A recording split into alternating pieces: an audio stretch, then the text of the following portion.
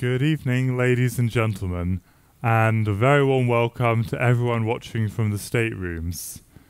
Tonight, we're going to go on a journey through Scandinavian history. This will explore its defining episodes and the people who shaped them.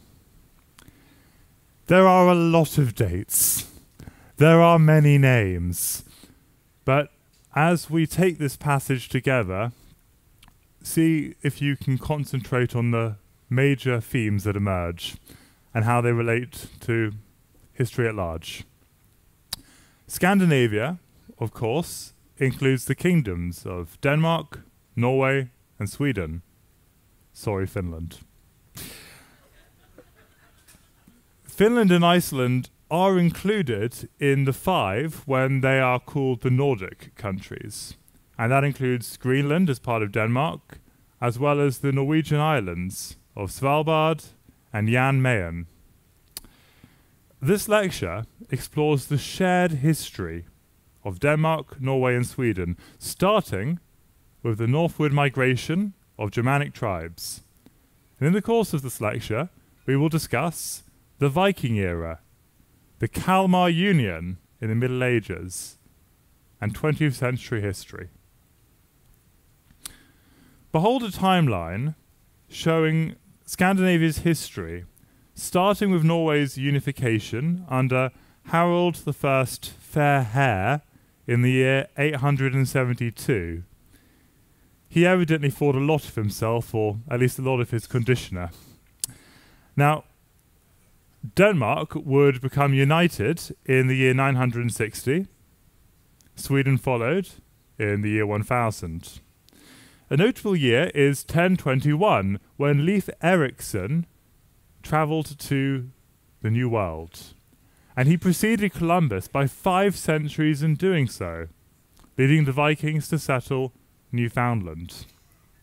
It's a fascinating story because for many years the settlements there were thought to be Native American. And it shows how our approaches to history evolve over time as well. In the course of tonight, we will discuss the Black Death, as well as the Great Northern War.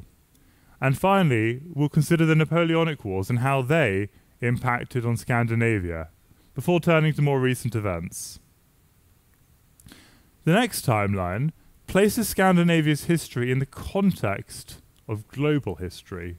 I think too often we have a tendency to look at histories in isolation and miss the major themes that are emerging. The Viking era, for example, overlapped with the first segment of the Holy Roman Empire. And those of you who were at my lecture on the Hanseatic League will remember that wonderful quote by Voltaire about the Holy Roman Empire. Neither holy, nor Roman, nor an empire. The Hanseatic League was also active for much of the period that we're discussing tonight. But our story begins long before all of this. It begins with an ice age.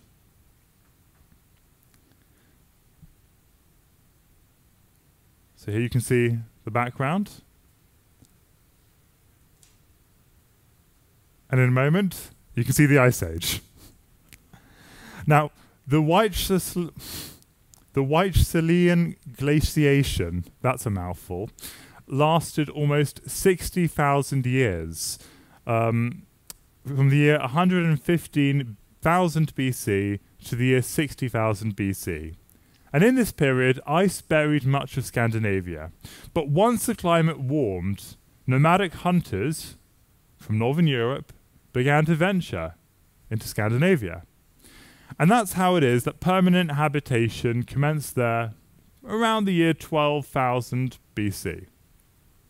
So how did this come about? Well, the reindeer had started to graze there once the ice receded, and settlers would survive by hunting the reindeer, by fishing, and by gathering in the years 9,000 to 6,000 BC. As the reindeer moves deeper in, so do the hunters. And that's why they're responding to a changing climate.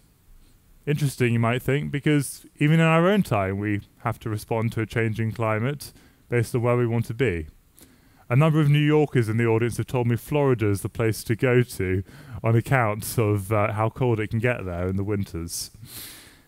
New York, not Florida.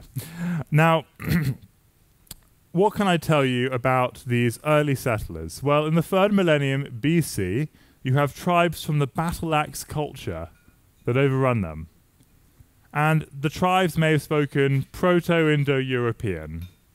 That's interesting because it provides the basis for the Scandinavian languages that follow. These battle axe tribes lived in Scandinavia for around a millennium prior to the arrival of the Sami. And we've already heard a little about the Sami from the tours we've been on. The Sami were a people who lived in northern Fennoscandia for about 3,500 years, while Scandinavians tended to live in southern Scandinavia. From the 18th century, Norway and Sweden more actively sought to assimilate the Sami. And thus you see how the kind of tribal and communal tensions which are found in this part of the world, of course, existed elsewhere, whether in North America or Australia. Let's consider the famous settlers, the Vikings, a seafaring people from southern Scandinavia, spanning what is today Norway, Denmark, and Sweden. Now, the Vikings raided, traded for 300 years, from the 8th to the 11th centuries. And those of you, the bold and the brave, will be there tomorrow morning at 9 a.m. at my lecture on the Vikings in this room. It's a very early start, but you can do it. Now, the Vikings went west to England, Iceland, Greenland, Vinland, and North America. They also went east through Russia to Constantinople, Iran, and Arabia. Just a quick game of trivia. Can anyone tell me what the Vikings were known as in Russia? Indeed, but what were the Vikings themselves called? The something guard. The Go on? I love that one. The Vanguard. That's pretty good. But the Varangian Guard. The Varangian Guard. Now, how did these Vikings travel so far? Well, they were expert sailors and navigators, and that's how the first Europeans to reach Newfoundland are those Vikings, as I mentioned. They settled in many places: the British Isles, Ireland, the Faroe Islands, Iceland, Greenland, Normandy, and the Baltic coast. They also settle in Dnieper and Volga, where they're working through the trade routes there. So you can see how what attracts them to new areas are trading opportunities in part. And these are routes which today form Russia, Belarus, and Ukraine. And as I say, that's where they're known as Varangians. Why is this significant to their development? Well, the Vikings, in travelling to these regions, are spreading Norse culture.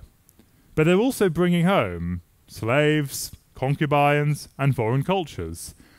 That's something that's going to change their genetic profile, as well as their culture, in the ensuing years. So, what do we know about the Viking culture? Well, it started out with the Old Norse religion before they adopted Christianity. Most of these people were farmers, fishermen, craftsmen, and traders. Now, alas, for any of you who are getting ready for your dressing up parties, there is no evidence that the Vikings wore horned helmets. That is something which arose from an opera by which composer? Wagner. There we go. This is what I love about my Viking audience. Sorry, my audience of Viking guests, not the Vikings themselves. I'd be more intimidated. But you're always so well informed, and it sets the barrier high. Now, it's quite interesting how those costumes arose from Wagnerian opera and have come to characterize the Vikings universally, because that tells us something about how we reimagine the past, or perhaps, to be more honest, how we get it wrong. But it also shows that once these ideas are established, they're very hard to displace. There's an idea in history called path dependency. It's the idea that early developments significantly influence subsequent ones. You're studying medicine at university, you're probably going to do something medical for the rest of your life. Likewise, once you have that idea entrenched of the Vikings, it's hard to drop it. So, what can I tell you about the Varangian Guard? Well, the Byzantine Empire loved them. And the reason was that they lacked local loyalties.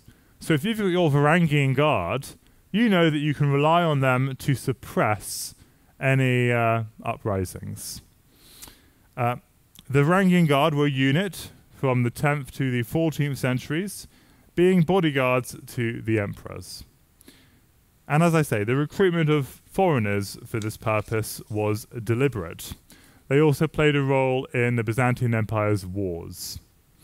The immigrants from Scandinavia would retain their Norse identity into the 11th century, and so they would have been distinguished by a red ruby in their left ear, their long hair, as well as dragons on chainmail.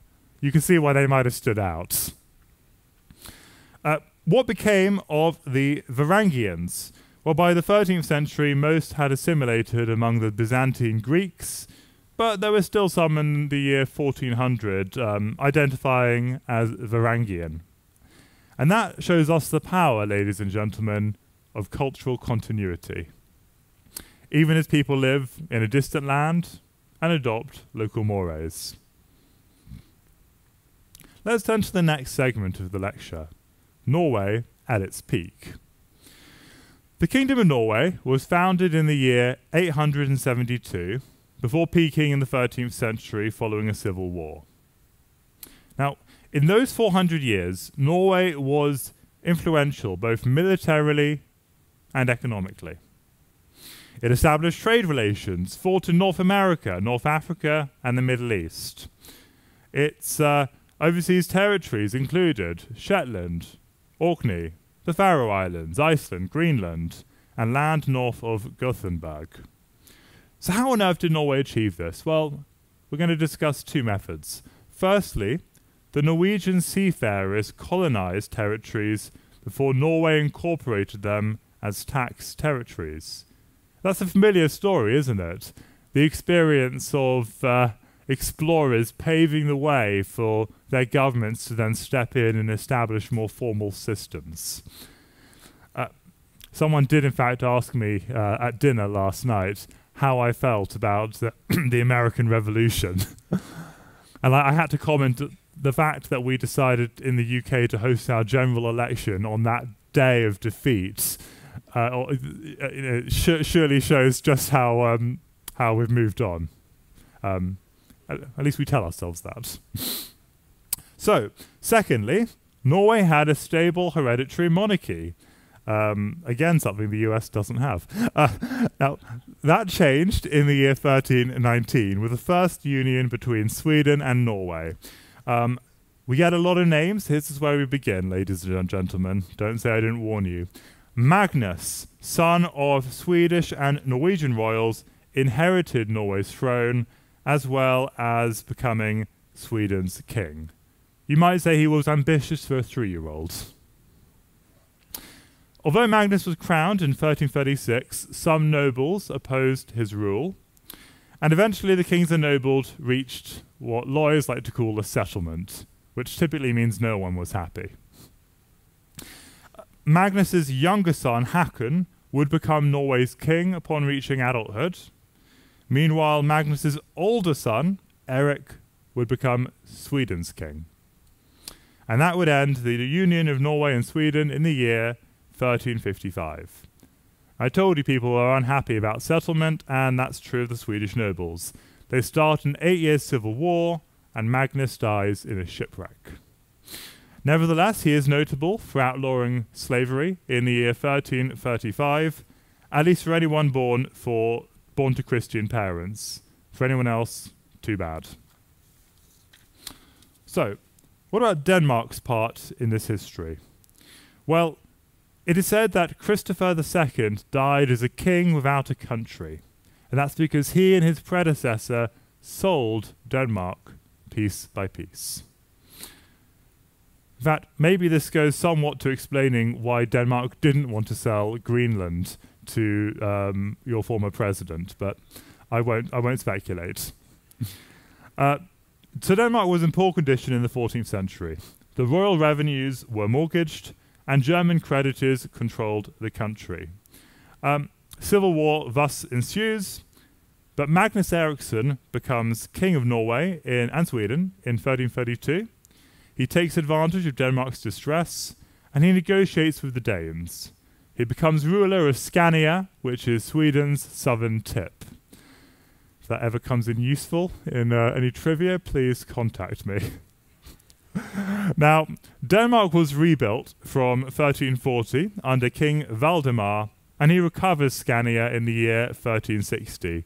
So at this point in the modern day, it's all looking pretty trivial, isn't it? People going to war and dying, a land going back and forth.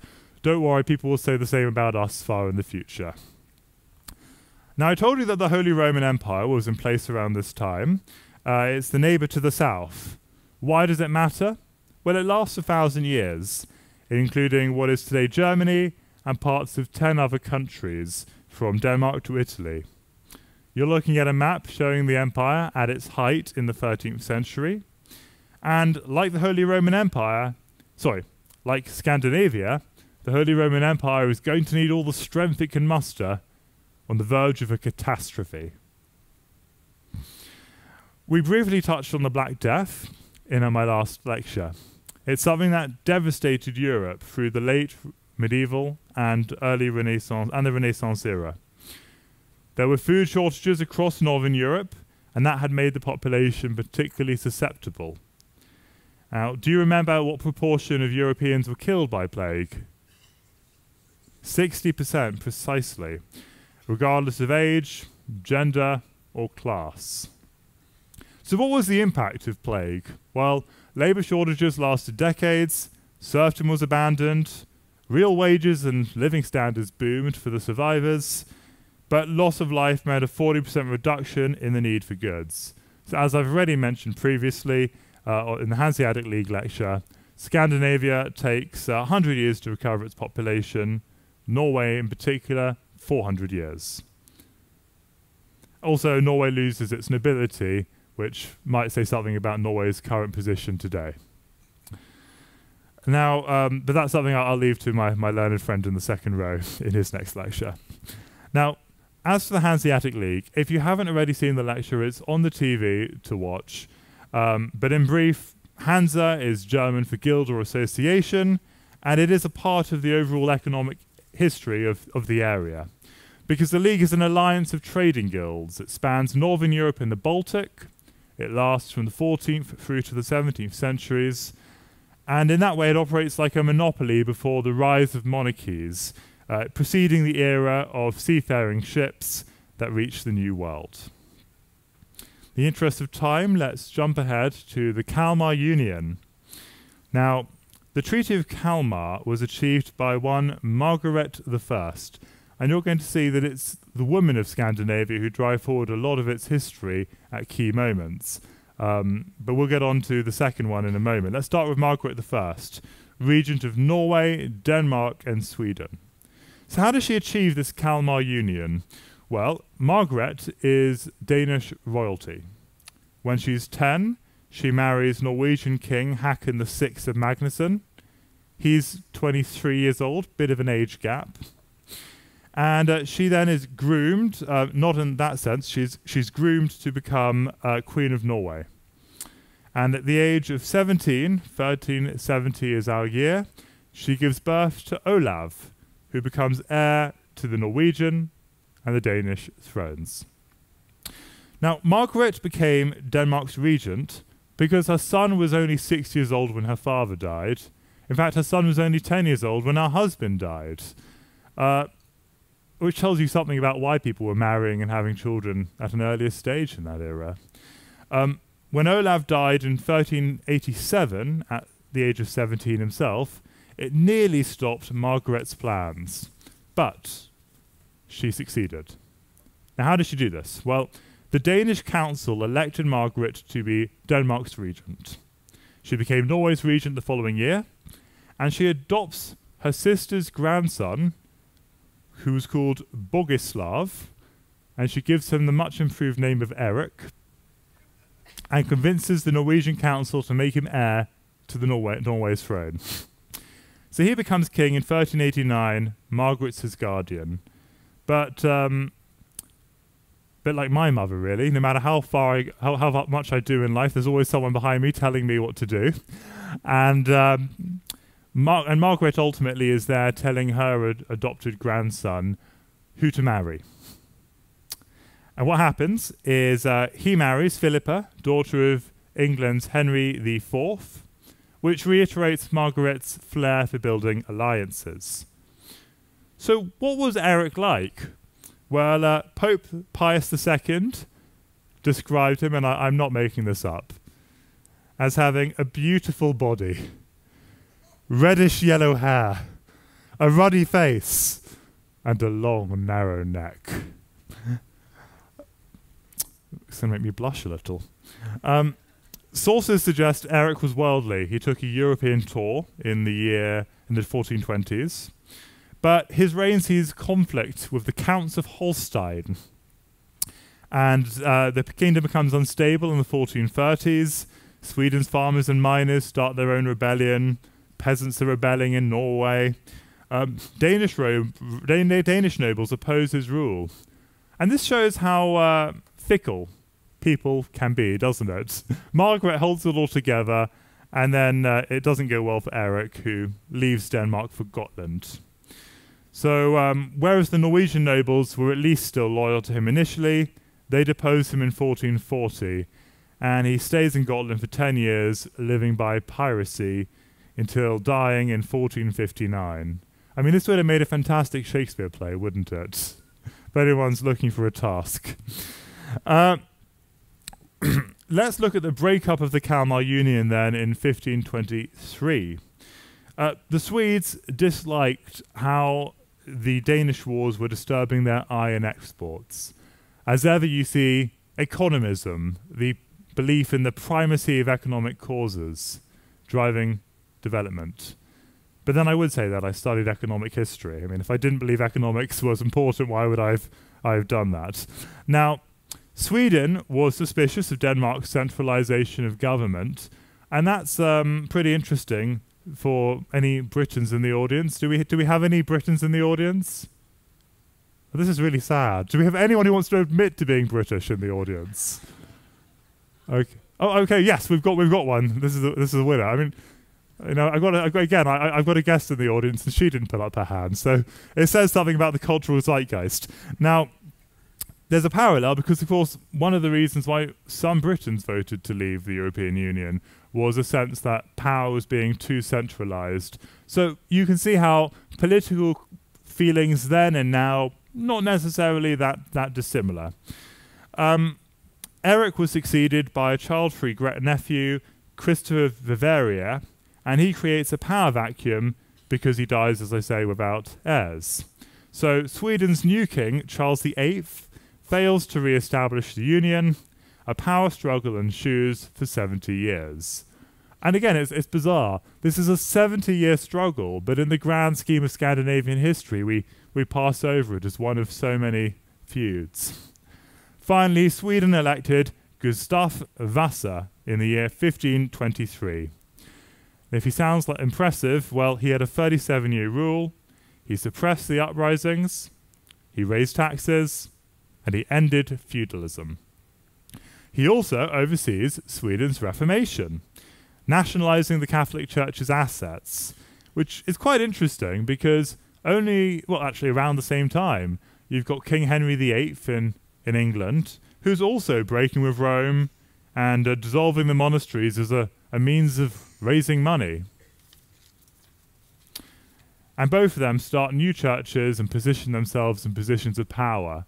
So you've got this consolidation of monarchic and religious power in this era, at least among the Protestant states.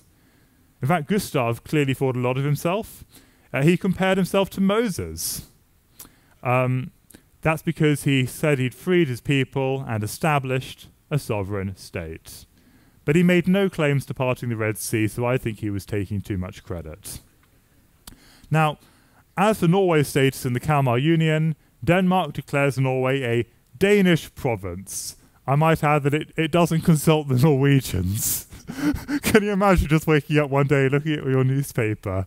Oh, okay, well that's where we are now. All right. Glad I didn't buy the wrong currency.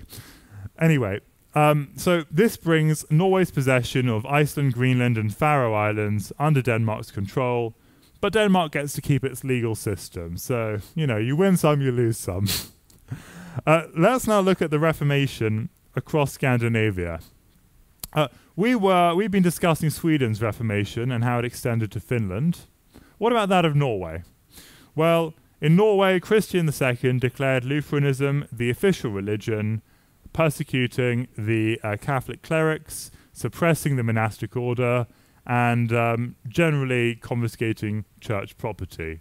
So we're beginning to see a theme emerging across all of these reformist states. Now, as for Malmö's city government in Denmark, in 1534 they refused to expel the Lutheran preachers. They occupied Malmö's castle and arrested the overlord. So you can see how different people are reacting differently depending on where they are.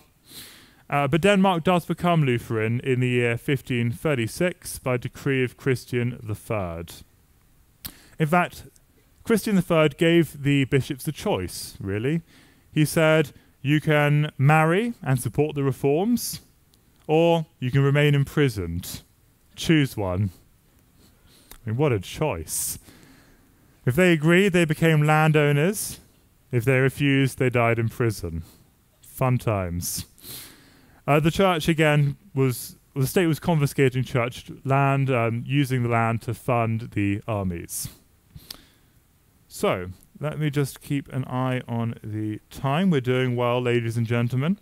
Denmark continues to evolve in the 16th century. The Dano-Norwegian kingdom becomes wealthy due to increased traffic through the Øresund. The Øresund is also known as the Sound. This is the water between Sweden and Denmark. And of course, if you control both sides, you can raise hefty taxes. So Denmark's doing pretty well. It's controlling both sides, it's taxing the ships passing through. It's even benefiting from the 80 Years' War in the Netherlands, because skilled refugees are coming to Denmark, and that's fostering trade between Denmark and the Netherlands. Again, you can imagine the kind of political debates they were having at the time, and how that might parallel the conversations we have today in an age of migration. I suppose every age is an age of migration, really. So why did Denmark flounder, given the picture I've painted? It was a bit of a victim of its own success, really. Denmark was known to be powerful, so the Protestant states, when in need, asked Denmark to save Protestantism in the 30 Years' War. Needless to say, it goes very badly for Denmark. There seems to be a lesson here in history about leaders underestimating the costs of war. Can anyone think what I might be alluding? Never mind. So Denmark's king, Christian IV, pledges in the Treaty of Lubeck he's not going to intervene in Germany again. And I think he doesn't want to either. Denmark had raised the funds by taxing in the Øresund. That had alienated the Netherlands, and consequently there was conflict. The Netherlands and Sweden invade Denmark, so much for common Protestantism. And in the Torstensson War, they destroy 80% of Denmark's fleet. So it's, my friend, the other speaker, referred to how he is a fan of the game Risk. If any of you have played Risk, you know that as soon as you become powerful, everyone turns on you. It's a bit like that with Denmark. But despite their decline, the Danes recognise Christian IV as a great king. Many of the great buildings date from his reign. Let's turn to a man with an even more unfortunate name, Gustavus Adolphus, also known as Gustav Adolf. He became king at the age of 16. And what a way to become king. There were 3 ongoing wars with Russia, Denmark, and Poland. It's a bit like becoming president of the USA at a time when there's an ongoing war. Now, Sweden went from being a Baltic power to a great power under Gustavus. And that's why he's sometimes considered to be the father of modern war. During the 30 Years' War, he determined Europe's political and religious balance of power. And that's why you may have found churches to have been named after him. He was also a reformer. He transforms the medieval apparatus, reshaping the economy, trade, and bureaucracy. But now we turn to my favourite figure in this lecture, and she really is a diva, Queen Christina.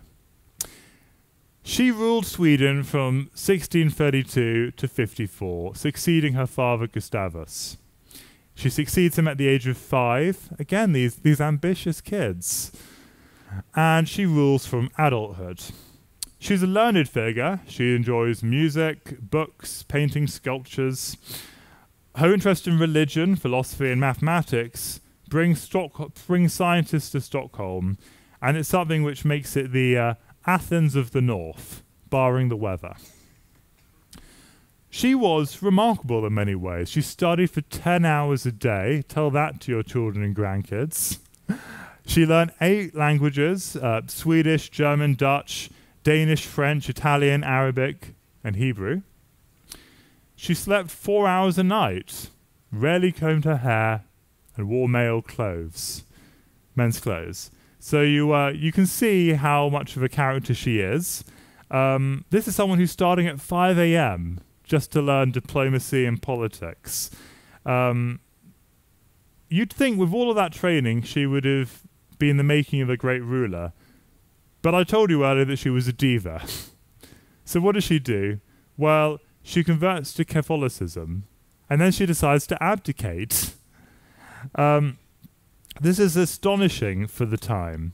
And there's even a dramatic abdication ceremony where she takes off her royal regalia. Or people take it off her, but no one wants to take the crown off her head, so she has to take it off herself. And it's at that moment that she is succeeded. But what can I tell you about her reign? Well, she persuaded Descartes to visit her. She asked him to set up a scientific academy and sent a ship to collect him. I don't think it was a ship as grand as this one, but nevertheless, it tempted him. She founded the world's oldest ongoing newspaper, which is called the Regular Mail Times. And she brought treasure to Stockholm when her army looted Prague Castle in 1648. But as I say, she was controversial. She was extravagant, which nearly bankrupts the state. She refuses to marry and have children, which is redolent of Elizabeth I of England, who lived only a few years prior. So you can see these historical figures learning from each other. Indeed, Christina is believed to have read a biography of Elizabeth I. Now, you might be wondering, why does this figure not marry and have children? It has been speculated that Christina was a lesbian. What is the evidence for that? Well, it's tetchy. I mean, she wrote passionate letters to her friend Iba Spar, and she and Iba are known to have shared a bed. But really, ladies and gentlemen, we can't form conclusions. Anyway, she abdicates, having no wish to marry and wanting to be a Catholic. She moves to Rome, where she is hosted by 5 consecutive popes, and she becomes a symbol of the Counter-Reformation as it pushes back against Protestantism. From Rome, she collected paintings, became a patron, and wrote her autobiography. Now, I know what you're thinking. A member of royalty tries to enjoy herself in Rome. This sounds just like Roman holiday, doesn't it? Another aspect of Swedish history is the empire. It controlled much of the Baltic in the 17th and early 18th centuries, beginning with Adolphus and ending in 1721. So who controlled the empire? Well, after Adolphus died, his nobles act as regent. I told you Christina was young. And they ensure that serfdom continues in the acquired territories. It only ends in Sweden in 1680, but again it continues in other parts of Sweden like Swedish Estonia. So a bit like how the British are the first to abolish slavery in the modern era, but slavery continued in other parts. You see that this is a gradual process even for Sweden. Let's look at the Great Northern War. We know about the impact of alliances in the world wars, don't we? Well, the 18th century is much the same. Russia leads a coalition against the Swedish Empire. Coalition leaders include Peter the Great of Russia, Frederick IV of Germany, of Denmark, Norway, and Augustus II of Saxony, Poland, Lithuania. So you're probably wondering, how was this coalition formed? Well, Sweden had defeated Frederick IV and Augustus II, so they're forced to leave the coalition, at least until Sweden is defeated. Britain and Hanover, under George I, joined the coalition in the year 1714. But Sweden had allies too. They included the Holstein Gottorp, Polish magnates, Ukrainian Cossacks, and the Ottomans. Sweden was initially successful. It defeated Saxony, Poland, Lithuania, as I mentioned. It resists Denmark, even Russia. But Russia recovers, and it expands into Sweden's Baltic provinces. Here it cements its access to the Baltic Sea, where Peter the Great... Giving it away. I was going to say, where a Tsar builds a city, can you guess which city? But there we go. Absolutely. Now, when the Swedish army was defeated, it revived the anti-Swedish coalition, and plague managed the rest, decimating the Swedish forces. So where did this leave the European powers? Well, for one thing, it's the end of absolute monarchy in Sweden, leading to the Age of Liberty.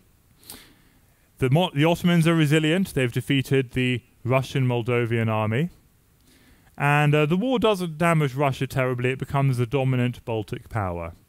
Even Britain and France are kept busy in this era, involved in the War of the Spanish Succession. And from this you can see how frequent wars were in European history in this era. It emphasizes Europe's divisions, with some of these wars even overlapping. That brings us to the 19th century. Oh, sorry. Yep, there we go. So, in the 19th century, Sweden loses Finland to Russia in a war. It becomes a great duchy ruled over by the Tsar. Denmark-Norway joins France in the Napoleonic Wars, 1807, but that backfires when the British Royal Navy hinders its export and import of food. So in the context of so many wars, you're probably thinking that the Scandinavians have fought enough. Not so. Sweden goes on to invade Norway in the year 1808. You can see a portrait here of Carl the XIV Johan of Sweden. In 1814, he's the one in control of Sweden's army, and Norway enters in a union with Sweden on equal terms. Essentially, Sweden has to accept the Norwegian constitution, as well as the existence of separate powers. So you see political institutions evolving in this time, but you ain't seen nothing yet, because soon we're going to get on to the revolutions of 1848. For Norway's part in this time, it abolishes the nobility, and the farmers decide to elect themselves increasingly to the parliament. So what do we think the farmers do? Well, they cut rural taxes, and they raise import tariffs. It's all too predictable. Norway's population will rise to 1.7 million by 1865, but then that will decline. Indeed, by 1930, as many as 800,000 Norwegians had emigrated. Where did they go? Absolutely. In fact, can anyone here trace Norwegian heritage in their family? Oh, I see raised hands, many more than when I asked if there were Britons here. Good.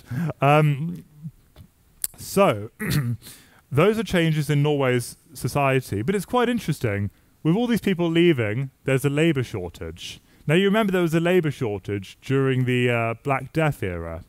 Well, at that era, they had to raise wages. In the modern era, the Norwegians embrace modern technologies to substitute the fact that they don't have the labour force they once did. And this period, the 19th century, sees Norway undertake road construction, steamship services, the first railway and telegraph line. So it's galvanizing an export industry.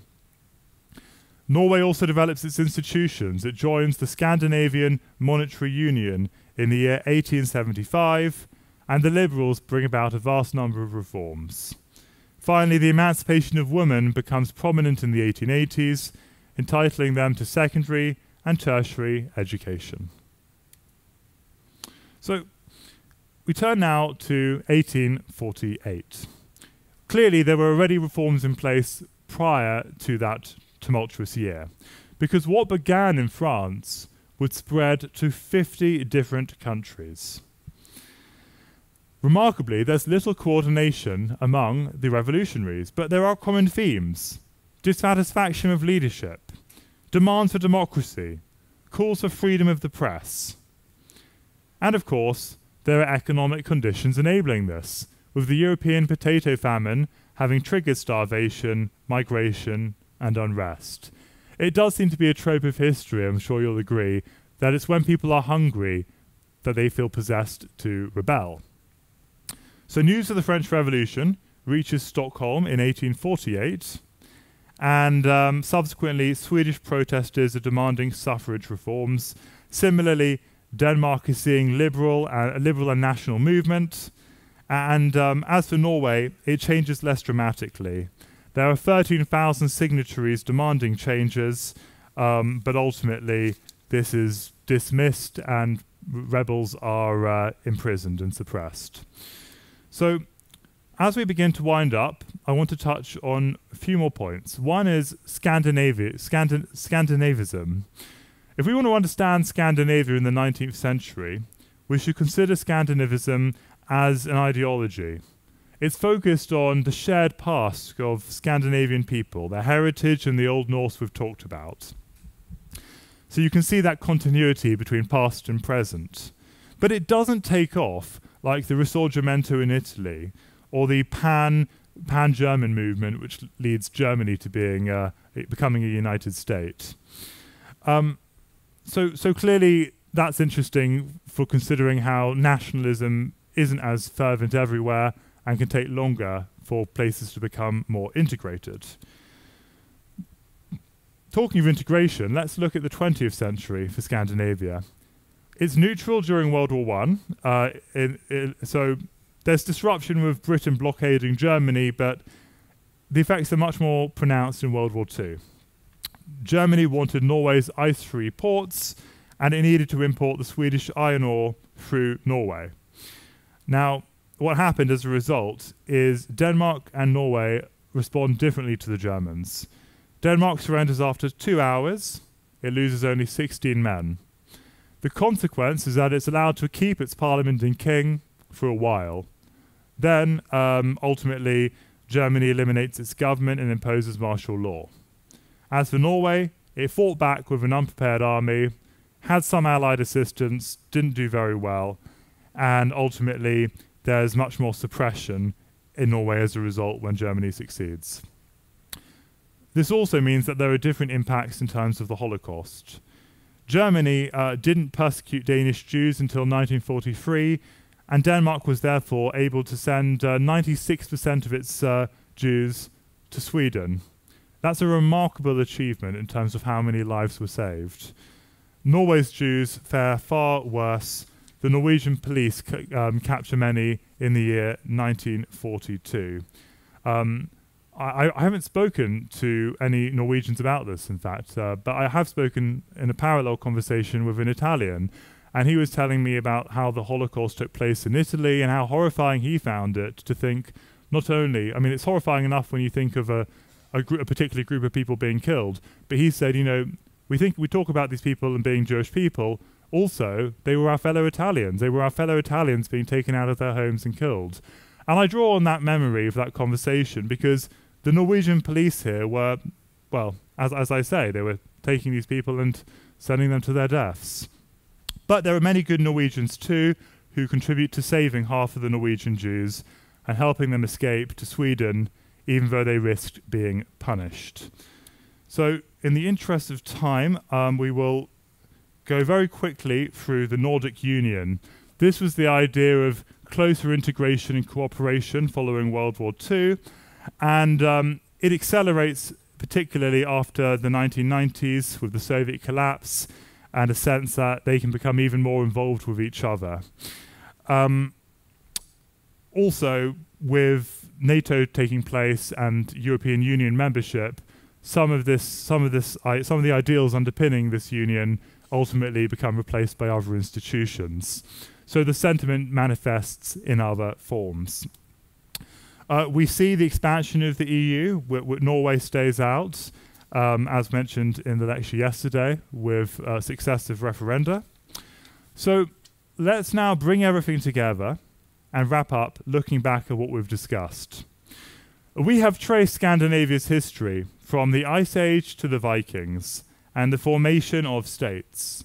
In doing so, we have considered the impact of both the Hanseatic League and the plague. Wars characterized Scandinavia in the early modern period, especially between Denmark and Sweden. Conflict would continue with the world wars until a remarkable change in the 20th century. Because since 1945, there has been sustained integration, and that has accelerated, as mentioned, since 1990. Now, from the post-war history, we can see how countries were finding other ways to cooperate across Scandinavia.